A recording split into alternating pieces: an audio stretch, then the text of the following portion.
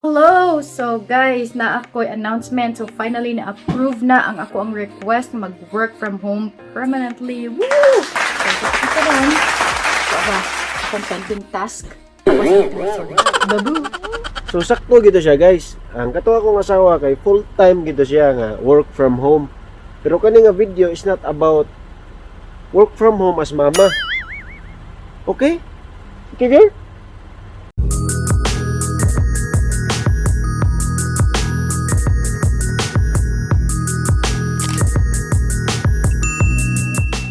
So sa mga wala kailan ako si Vince, software engineer ko diri sa US based ka company na ako sa Minnesota.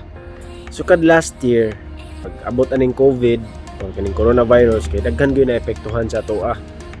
Kasagaran company nag-close, daghay mga businesses nga nag-shutdown, daghay mga empleyado nga natangtang, wadag trabaho, and I'm sorry to hear that kung tanaw ka ani usa ka sa mga tao nga nawadag trabaho ba niya.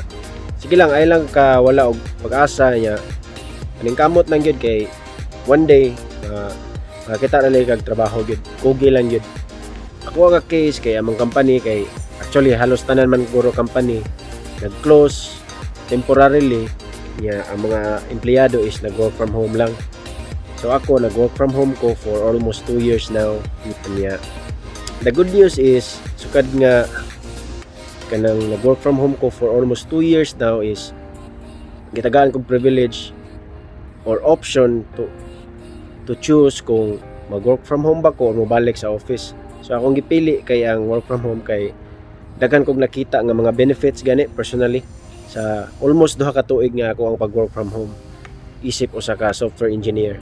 Ya kung software engineer ka, ang tanaw ka ani or anything nga profession nga na ay privilege mag-work from home, then you should watch this video para patakay ba mo consider pud ka nga work from home instead of going to the office every day, di ba?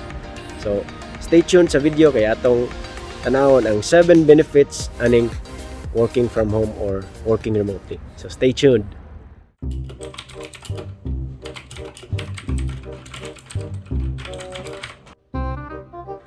Yes, that's correct.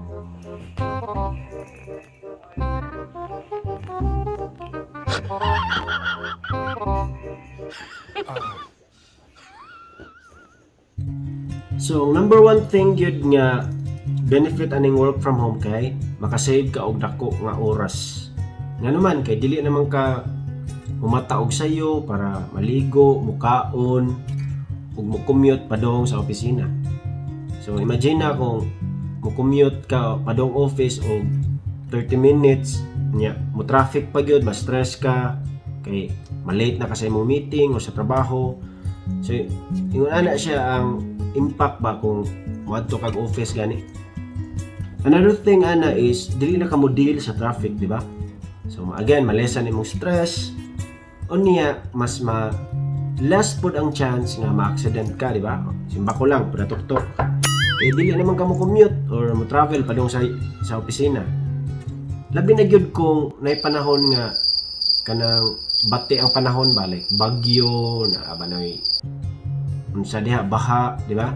Kung pareha ka nako diri sa US sa Minnesota nga taas ang winter nga time nya permi mag-snow, delikado gyud ang magsige kag drive nya mag-snow ba kay slide man ang dalan nya mo nay dako kay nga accident diri nga mahitabo sa Minnesota kanang during snow gyud. So sa ko nga case di na ko ma-worry ana, di ba? So katong na save nimo nga time para sa pag-commute, pag-prepare kada buntag, mukaon is pwede to nimo gamiton nga time para sa ika-improve sa imong health. For example, pwede ka mag-yoga, mag-gym, pwede ka mag-walking, jogging, or basketball. Depende nimo kung sa imo ha. Basta kay gamiton to nimo nga time sa sakto ba nga maka-benefit gani ka. Dili vape ha kay di ni siya healthy. Wala siya. Wala gud. Number 2 is aside sa makasave ka og time is makasave sa ka og kwarta. Nga naman kay dili na ka mugasto sa plate or kung naa kay sakyanan dili na ka mugasto og gas, unya mas ma-minimize pod ang imong maintenance sa imong sakyanan or motor. Another thing nga makasave kag money or kwarta kay dili na ka kaayo mo deal or malesa ng imuhang pag-consume o pagkaon sa mga fast foods, di ba? So kung work from home ka, kay pwede ka magluto ng imong own food, healthier food, or pwede po ang imong asawa maluto, di ba? Friend or imong mama papa, di ba? Basta anything quality food gani, dili nga kanang kuan ba? Fast foods nga dili maka-contribute o maayo sa imong lawas gani. Number 3 is kung wala pa ka naka-subscribe sa mong channel, ay kalimot to subscribe, isip suporta sa amo ang channel o para ma-notify mo sa future ng mga videos. Number 4, kay makasave bang ka og time, so meaning na kay more time to do something else. For example, sa akong case kay nana ko yung more time nga i-spend sa akong family. So after work, instead nga mo travel ko, kay gamito na ako nga time para i-spend sa akong family o sa akong mga anak. So for example, mag park, mag-walking, anything among buhaton nga basta makabuhat lang ko or maka-spend ko quality time with them. So ingon ana siya ka nindot ang benefit kung mag-work from home ka. Number 5 is work bisan asa. So bisan asa nimo gusto basta naala internet. So para sa akong case nga software engineer ko, ang internet gyud nako is ang pinaka big deal, di ba? Kay unsa man ang pagtrabaho ko sa internet. So muna nga as long as naala internet, pwede ko motrabaho bisan asa. O ano siya, pwede ko motrabaho bisan asa. Number 6 is na-increase ang performance o ang productivity nako sa pagtrabaho. Pero again, subjective ni siya niya, depende sa iyong preference. Kaya na may uban nga mas dili siya productive kung naa sa balay kay saba or naay mga distractions. Pero sa ko ang case kay I don't consider nga ako ang mga anak distraction. In fact, stress reliever na sila para nako. Yeah, based akong experience gud sa pag work from home for almost 2 years kay mas na-improve ang ako ang productivity o performance sa trabaho kay nga naman makatrabaho man ka sa imong comfort nga kuan lugar, di ba? Sa imong own nga balay, pwede ka bisan asa maka-focus ka, di ba? Nya kung ganahan ka og break or time, mo spend ka og time sa imong kids, play ka, di ba? Instead of naka sa office niya, do something else, di ba? So again, depende na siya, pero para nako na-improve gud akong performance o productivity. Kung ikaw nagtanaw ka ani, let me know sa comment kung unsa effect sa imuha ang kanang work from home. Anyway, at the end of the day, ang matter ra gyud is maka-deliver ka sa output, na kay output.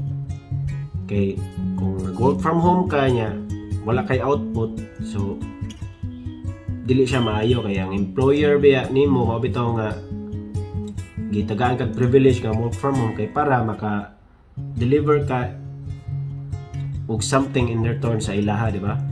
So for as long as maka-generate ang kag-output, okay kay ang work from home gid. Lastly is to have a happier and healthier work life. So para sa ako gyud dako jud kayo nga impact sa ko ang health o sa work-life balance ang kaning work from home kay maka-spend ko more time sa akong family instead of spending it sa dalan, di ba? Ang deal kag traffic, etc. diha. Makadungan ko nila kaon during lunch. Yung pinaka the best part gyud kay you have a home at the same time you have a work. So mo na nakanindot sa work from home kay all in one place ba. So mo to siya guys, ang 7 nga benefits nga ako ang na-learn while nag-work from home. So kung na ako'y na-mention nga na ako'y wala na-mention nga benefits ani nga video, please let me know sa comments below para makahibawsad ko kung unsay mga benepisyo sa inyo nga nag-work from home mo. Yeah. Mao to siya, kita-kita ta sa sunod na mga video. Love you all. Bye.